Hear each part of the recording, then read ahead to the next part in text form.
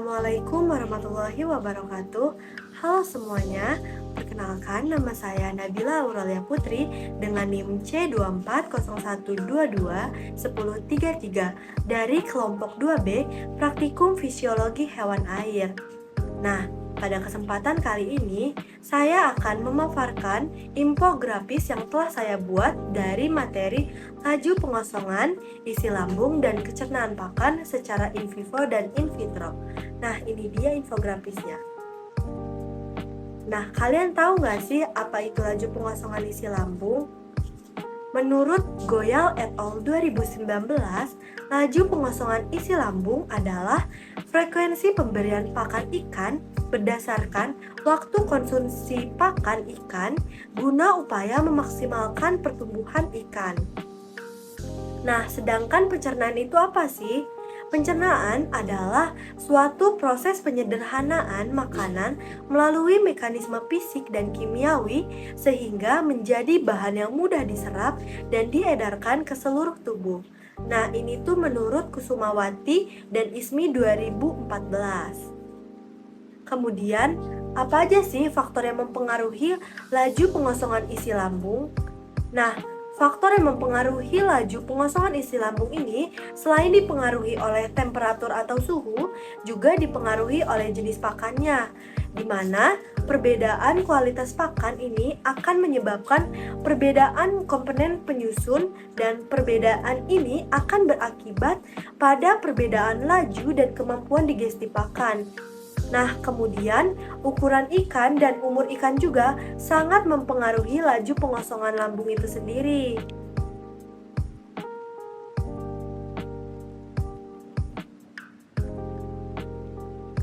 Nah, untuk faktor yang menyebabkan terjadinya penurunan atau bobot isi material lambung itu sendiri, yaitu di mana nilai pH yang rendah dapat mempercepat penghancuran materi dari makanan yang dikonsumsi, di mana ketika ikan mengonsumsi makanan yang bertekstur kasar, proses pengosongan lambung itu akan menjadi lambat. Nah, jika tekanan osmotik dalam lambung itu meningkat, maka pengosongan lambung juga akan terjadi dengan cepat. Nah, sebaliknya, jika viskositas lambung itu meningkat, proses pengosongan lambung itu akan menjadi lambat. Nah, selain itu, jenis kelamin, spesies ikan, ukuran tubuh ikan, aktivitas enzim juga menjadi faktor penurunan isi material lambung itu sendiri. Nah, ini tuh menurut Jitney et al. 2018. Oke, untuk mencari nilai indeks stomach of content itu didapat dari rumus ISC, di mana rumusnya ISC sama dengan WSC dibagi WB dikali 100, di mana ISC itu berarti isi lambung ikan atau index of stomach content-nya. Sedangkan WSC adalah bobot isi lambung dan WB itu sendiri adalah bobot tubuh. Kemudian, hubungan antara bobot material, bobot lambung, serta nilai ISC pada ikan yaitu memberikan gambaran komprehensif mengenai pertumbuhan dan kondisi fisik, di mana bobot material ini mencakup semua komponen tubuh, sementara bobot lambung ini menggambarkan metabolisme dan pola makan ikan. Nah, sedangkan nilai ISC ini mencerminkan kesehatan secara keseluruhan. Maka, dengan memahami hubungan ini, peneliti itu dapat mengelola populasi ikan itu secara efektif.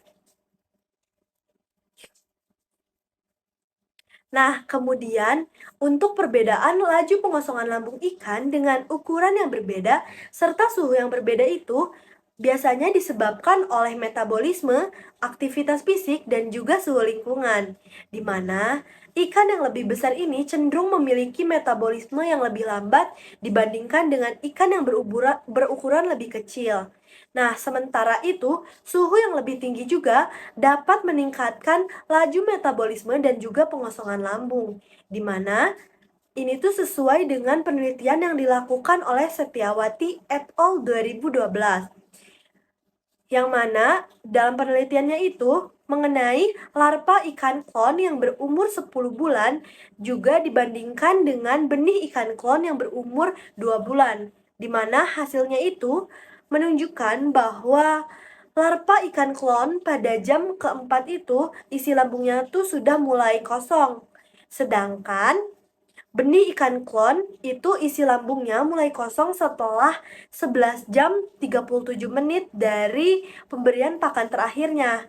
Di mana hal ini berarti mengindikasikan bahwa semakin kecil ukuran tubuh ikannya, maka lambung yang dimilikinya pun kecil. Sehingga intensitas laju pengosongan lambung juga akan semakin cepat dan juga frekuensi pemberian pakannya akan lebih sering. Nah, sekian pemaparan infografis dari saya.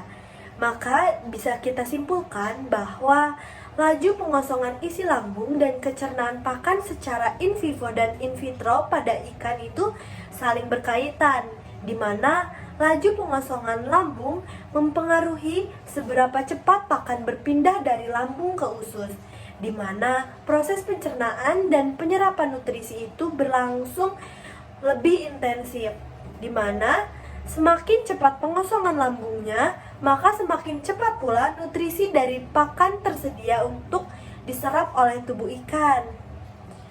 Nah, di sisi lain, kondisi in vitro dapat memstimulasikan kondisi pencernaan dalam lambung dan usus ikan untuk mengukur kecernaan dari pakannya, di mana hasil in vitro dapat memberikan indikasi awal mengenai kecepatan pengosongan lambung dan efektivitas pencernaan pakan sebelum diuji lebih lanjut secara in vivo.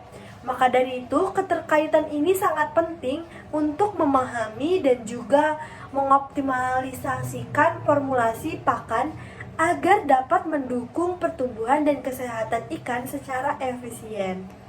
Mungkin cukup sekian yang dapat saya sampaikan. Kurang lebihnya mohon dimaafkan. Wassalamualaikum warahmatullahi wabarakatuh. Dadah.